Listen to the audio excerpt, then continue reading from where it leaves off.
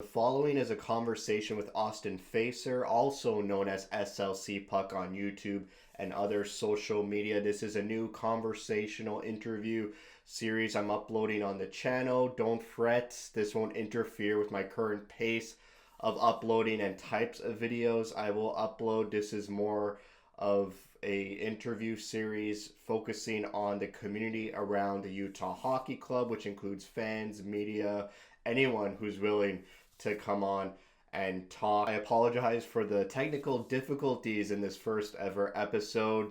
My computer didn't really capture his video too well. I'll improve on that for the next episode. And please, I encourage you to leave feedback, what you like, what you dislike, who would you like to see on this new series. So as always, thank you for watching and thank you for your support.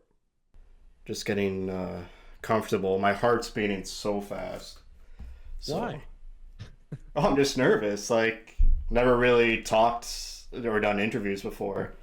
I noticed this is again. You said this is the first for your channel, so I'm like super flattered. I really meant it. I think you do awesome work, and you're you've been really helpful in just helping me get acquainted with the team, and I really appreciate all the good stuff you do. So you should know that you're good at what you do.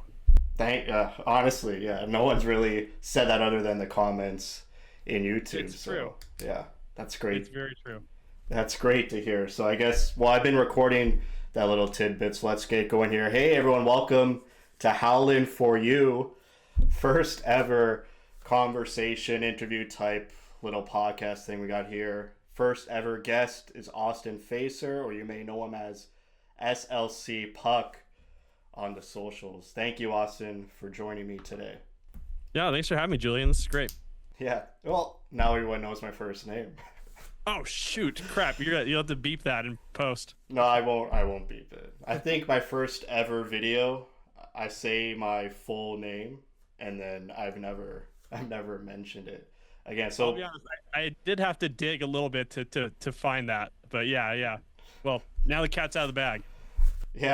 Yeah, don't worry. So are you Team Mammoth or Team Outlaw? It seems like that's the main question surrounding the team nowadays. Well, I was Team Outlaws for the longest time. I really was. I thought there would be a lot of fun things. I'm a big fan of, like, names that kind of tie into like history and sort of the attitude that exists around Utah.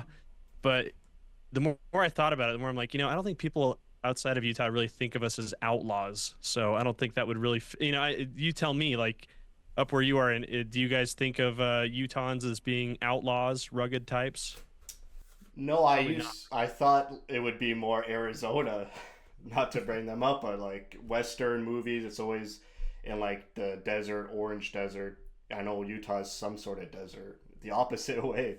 But no, I never really consider Utah to be in theme with outlaws. And to be honest, I think Utah, there's a lot of young kids at the games. Like whenever they pan to the crowd, there's so many young children, and like to have an outlaw theme without being able to show like gun imagery, it just doesn't sit well with me. So it wasn't really my favorite out of all of them. Yeah. No, I think you're totally right. I think they're trying to like market this team to like kids, right? To like the 13-year-olds. And so I think on that note, I think Mammoth makes the most sense. And I'm kind of coming around to it too. I think they could do a lot of fun stuff with the name. So consider me a convert to Team Mammoth. Yeah, well, it's great to have you. Was Yeti your number one? Yeti was not my favorite, but I thought it made a lot of sense for those same reasons. I'm like, oh, if I was like 13, that would probably be the name that I'd like. And I thought like they could do like a lot of things with like a U and a Y logo, because I'm not sure if you know this, but like University of Utah, BYU, those are like the two rivalries. BYU uses a Y logo in a lot of things. So I'm like, you know what? That's how you unite the two fronts there. So I thought Yeti made sense, but again, it wasn't my favorite. I off the jump, I was probably Outlaws, but yeah, I'm a recent convert to Mammoth. Oh wow, I never really met someone who had Outlaws number one. For me, it was Yeti, Mammoth, and Mountaineers really grew on me. I just love the imagery of climbing Mount Everest for that Stanley Cup.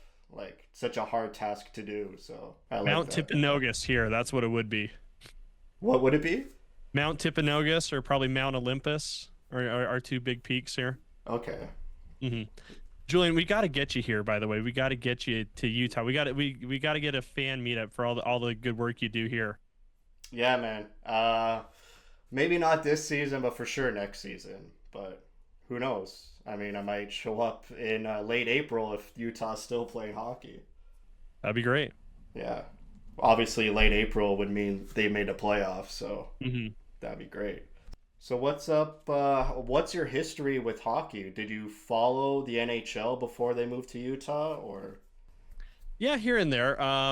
Kind of more my introduction to hockey is just playing. I grew up playing hockey here in Utah. Kind of started around 8, 9.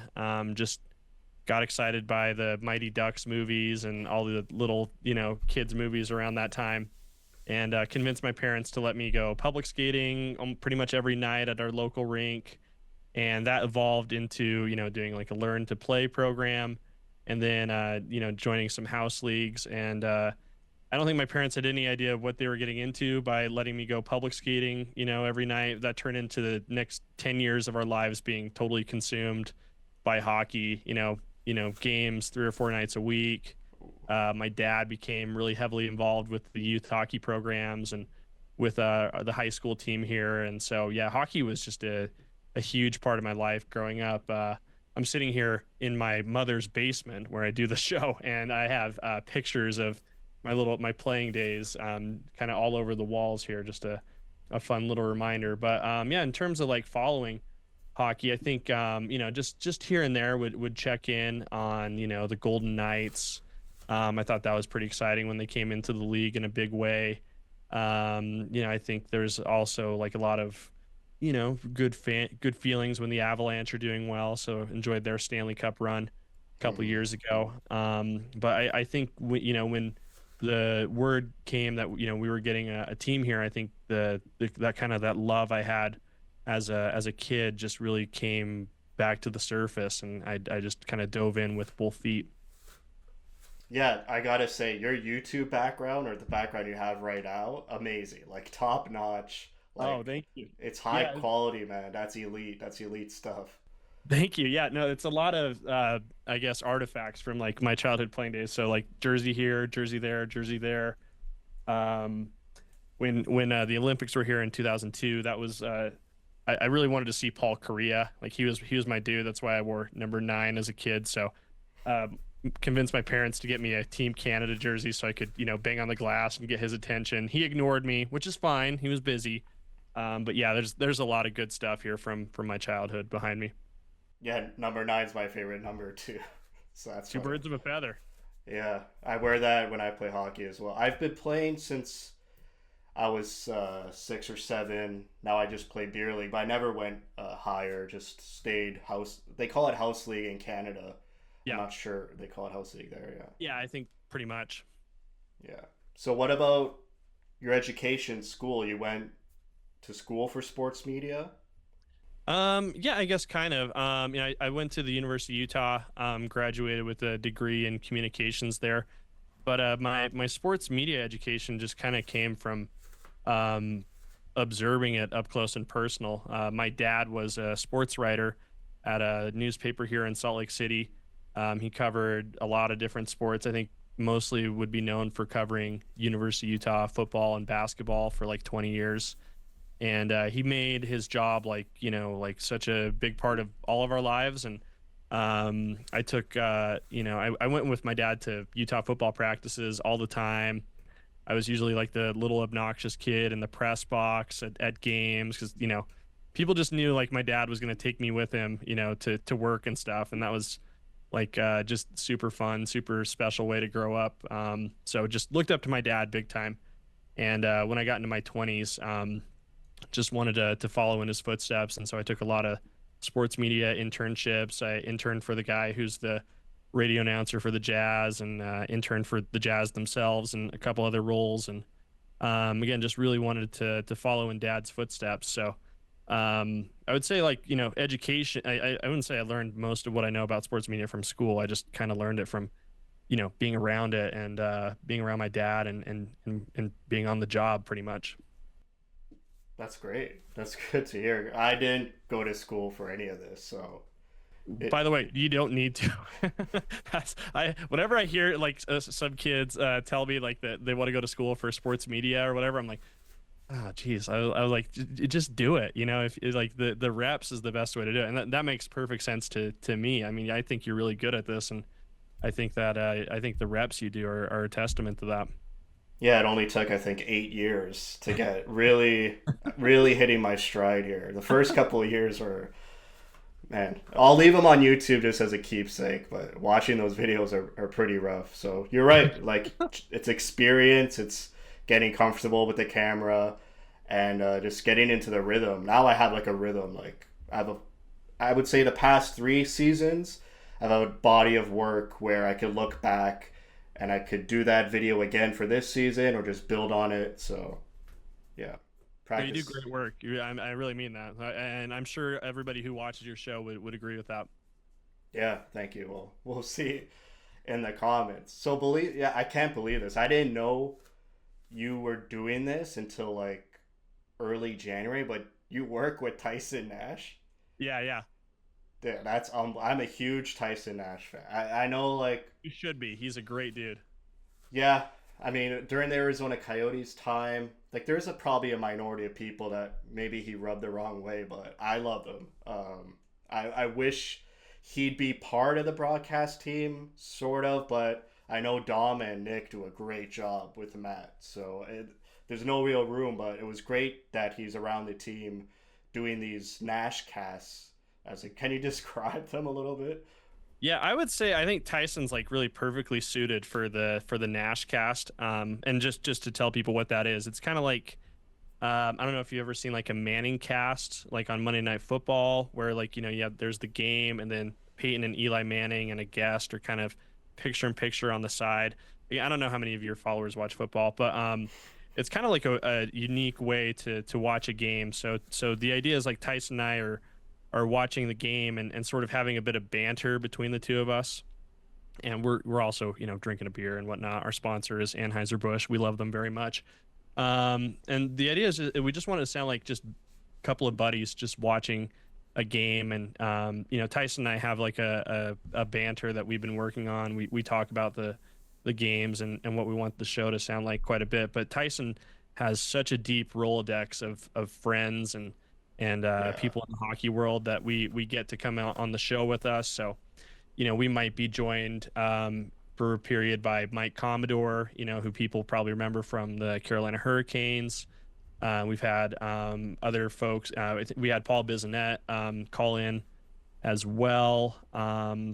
Kelly Chase from St. Louis, was with us as well. So again, it's a very unique thing. I'm not aware of like any other hockey broadcasts like this, where it is just very laid back, relaxed, interactive. I try to watch what fans are saying on social media while we're on air. But again, I think it's something that really complements who Tyson is as a person. Like he is the funniest dude, one of the funniest dudes I've ever met. And he's very generous with his energy, very, very kind dude, just likes to have fun, loves hockey. And if you don't have SEG Plus or Utah Hockey Club Plus to watch NashCast, get it now because we're going to be doing about 5 or 6 more this season. So again, it's a really cool initiative by the Utah Hockey Club, and for people who enjoy Tyson Nash, this is all the Tyson Nash you can handle. It's great stuff. yeah. I may look young, but I'm a boomer at heart, and I had no idea what an altcast was. I think like I follow Nick Schmaltz's brother on Twitter, and I think he Uh-huh. does altcasts sometimes. But what's the best way to like watch it or digest it? Like after a game, do you go back and watch it with you guys talking, or during the game you should have the altcast going? Like, what's the best way? Yeah, it's a good question. I think it kind of depends on like your I guess the level of engagement, that you want to have. I like for you, I know you do your post game breakdowns for every game, and I would think it would probably be hard to do what you do after watching a NashCast, because we do kind of are a little distracted by the stories, and perhaps aren't following the play by play super closely. I would say like, if you just want to if you just want a more relaxed sort of vibe while watching a hockey game, NashCast is kind of perfect for that. We it's if but if you the stories are pretty evergreen, they're pretty awesome. We had Mark Grace, who played for the Arizona Diamondbacks, a baseball player, on, and he told this incredible story about crapping his pants in the middle of the game. Like that's the kind of thing that like you can enjoy anytime, and I think those recordings are on the Utah Hockey Club Plus app. So I would say, yeah, it just kind of depends on if you're feeling just like you want to take in a game at a slower pace. Like NashCast is probably the best choice for you. That's crazy how they allow you to drink beer. I didn't know that. Like, that's Yeah, pretty awesome. I think it helps that we're not over the air. I think we're not like super subject to FCC stuff. I think Mm. behind because it's behind a subscription paywall, that kind of helps a little bit as well. But yeah, it's pretty wild. It's fun. Is it intimidating? Like Oh my gosh. Tyson Nat, well, working with Tyson Nash, like his wealth of knowledge for hockey is like insane. It absolutely. I would say like it can be for sure, and I definitely don't want to sound stupid at times, because Tyson has like you said, such a rich tapestry of hockey knowledge and stories and all that, and but I would say working with him is perhaps maybe one of the least intimidating things, because he wants me to do well. He's such a kind, like, teammate. I feel like we are a team. The intimidation factor comes with like not knowing like what's happening on the other side of the camera. Like they didn't tell me before our first show like how many people would be watching, so I assumed it was like 100 mil. I thought this was going to be on every TV station in America, and it wasn't. So I think I'm definitely getting a little bit more comfortable with it now. But yeah, the intimidation comes when I mean, you and I work in the podcast video space where if you screw up, you can just dump it and try it again. Yeah. Whereas that you screw up, you keep going, and that's been an interesting challenge for me. But again, it's a lot of fun, and Tyson's been such a terrific teammate to work with.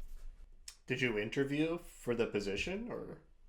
No, it was very crazy how it happened. I just got an email out of the blue from someone at the Utah Hockey Club, and I kind of thought it was a scam at first, because it just was so shocking. It was just like, hey, my name's Craig. My name's Craig. We've seen your show. We like it. We kind of have the interesting project we're working on, so we'd love to get your thoughts on it. Love to tell you about it. And it was funny. I got the email and I took a screenshot of it and sent it to someone who knows this person, would know this person, works in the team. I was like, "Is this real?" And like, "Yeah, it's real." And I'm like, "Oh my gosh!" And so that just turned into us meeting up. The next time Tyson was in town, we all got coffee and just chatted about what NashCast was going to be, and they were like, we think you have a chance to be kind of the sidekick. So just did a little audition with Tyson, and I guess it went pretty well, and they gave me the gig. So it was super whirlwind, crazy process how that came together. Yeah. And not to expose Tyson, but does he stay in Utah or does he go back and forth between He does Arizona? not stay in Utah. Yeah. I think he loves his son way too much.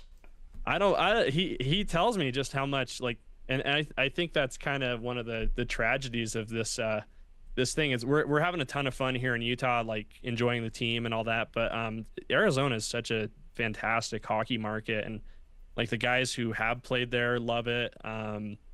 The youth hockey scene there is really really good. So it is a real shame that there's not NHL hockey in Arizona, but I suspect that'll probably change in the future. I'm sure they'll be back. But yeah, no, Tyson, I think, and a lot of guys who have played for the Coyotes, like just they love it and they have a hard time leaving. Yeah, it's beautiful weather any time of the year. They're filling up Mullet watching college hockey, so Sure, yeah, there's an appetite there. yeah, I think they made the right step getting the governor on board, their new governor of Arizona, trying to get all the counties to work together to Mhm. actually do something. Because while the Coyotes were there, it seemed like the cities were like at war with each other. Like if the other city was going to get the team, the neighboring city would just fight them for it. So I think they just need to get all together on the same page, and then we'll go from there.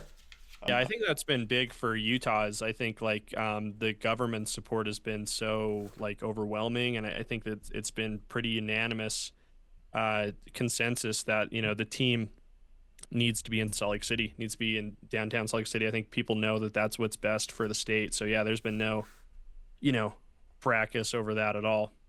And it's great seeing Ryan Smith at the games. He's there at like almost every home game, if not every home game, and just seeing him tweet about the team after a win, even if it's on the road, he's tweeting right after the result, like what a huge win for the team. So it's great to see the owner in person, his face, enjoying his product. To be honest, so it's great to see that. Yeah, he cares, and he's having a blast. I mean, who wouldn't be? He's a guy. He's pretty young. He's good athlete himself. He loves sports, and like this, it's a toy. It's fun. I don't blame him for being as invested as he is. And yeah, it's great for us here in Utah to see that as well. So for the team, have you interacted with any players?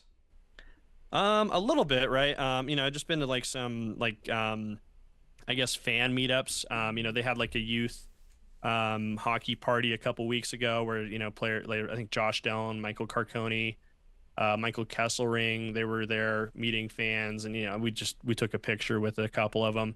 But it kind of, as SLC Puck has kind of continued to evolve, I've kind of like worked on some writing projects for some local news outlets. So I've been helping them out with their coverage.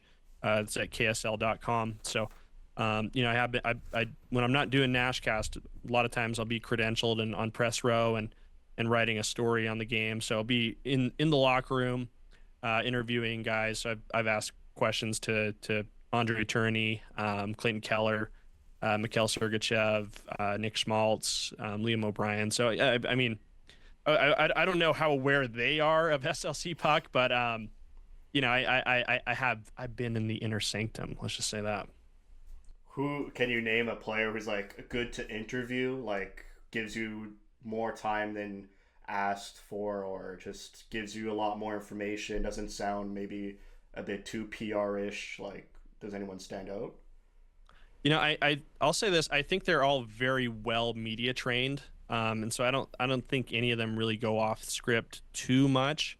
It would be kind of, I think, fun to see them maybe, expose a little bit more personality from time to time. But I think they kind of share a lot of the same thoughts and values. It's a pretty unified locker room, I would say, if that makes sense. Oh, it does, yeah. But I think O'Brien's been good with the media. I think Keller's really good with the media as well. To me, I think the person who is most generous in his answers with the media is probably Andre Turney. I think you get the feeling he's just done it a million times, and so he's up at his podium just very relaxed, and he takes all the questions in stride and gives like a really well articulated, thought out answer to all of them. I think I get the feeling like he's like probably most comfortable with the media. So are you allowed to have a favorite player? Like watching these what we have 56 games, like you have a favorite player yet? I mean, gosh, I think to me the guy that like gets me most excited about the future of this team is got to be Dylan Gunther. I think he's the guy I like watching the most. He just has such like a certain smoothness to himself on the ice, and it's funny, we did have him on NashCast, and we had him in studio while he was injured. He sat and watched a period with Tyson and I, and it was so interesting just to sit with him and like notice how like he doesn't seem to be aware of how cool what he does is. It's just so normal for him to be the goal scorer he is, and I that to me is like a testament of just his natural ability. We were trying to ask him questions like, "Oh, well, do you know what you do is crazy cool?" He's like, "Yeah, well, it's just the way it is." It's just like it was super like nonchalant about it. I'm like, dude, people would like kill to be like half as talented as you, and he's like, oh, I just do it, and so he's a cool guy, and I really like the fact that he likes Costco a lot. I think that's funny.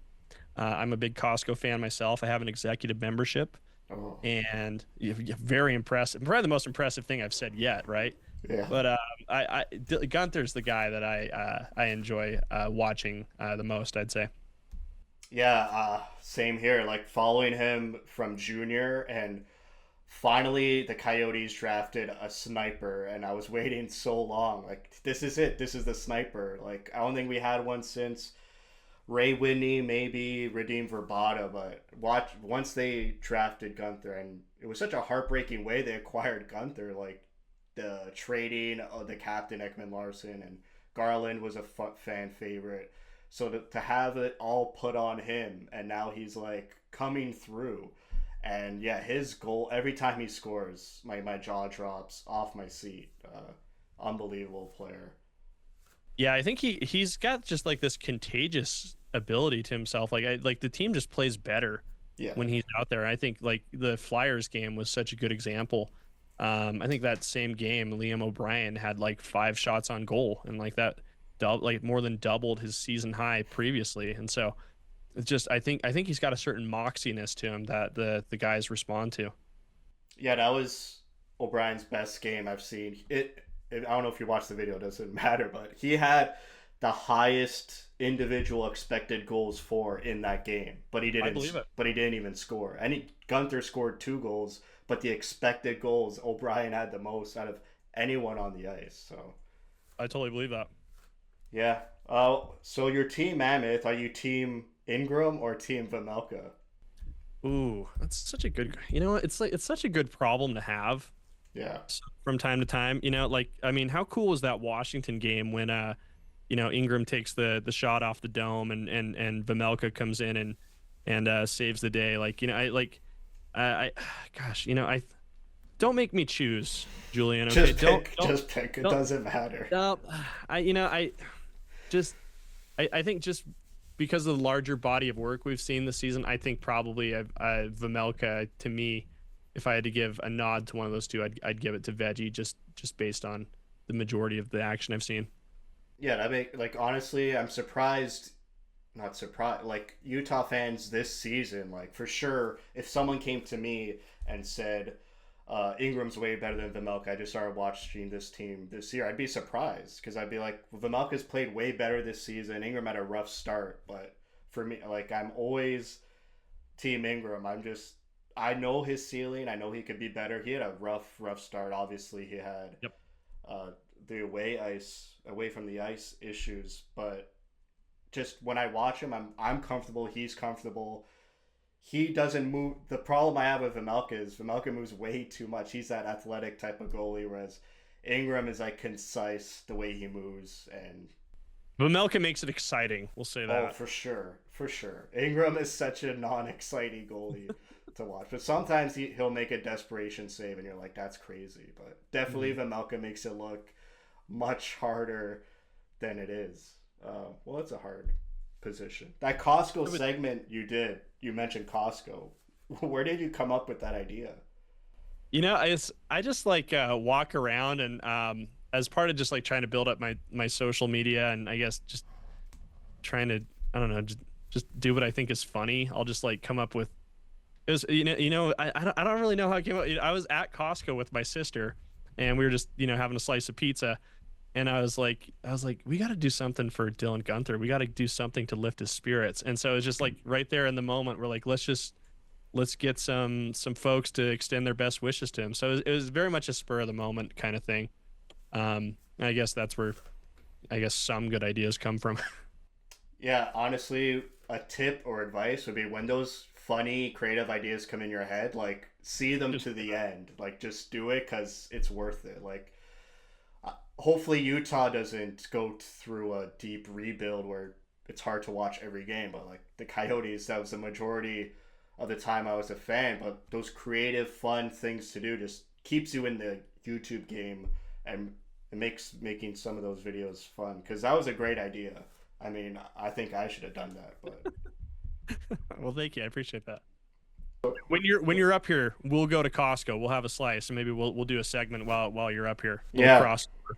I think the Costco pizza tastes much better down there. Was there anything else you wanted to talk about? I think maybe just one thing I want to just say is like I think the creator community that's here around this team is really fun, and it's a blast to be a part of it. I've been happy to be on a couple other podcasts that cover the Utah Hockey Club and hockey here in Utah, and there's such a like great excitement and sense of community here, and I hope Julian, you are in this community as well, from a distance, and when you're here, we're gonna blow it out. We're gonna have a lot of fun getting everybody together. But I think I would just say, like, it's been really, really tremendous to see the support that we give each other and that we get from the people who choose to spend their time watching us. And so just want to say a big thanks to you for all the good work that you do, and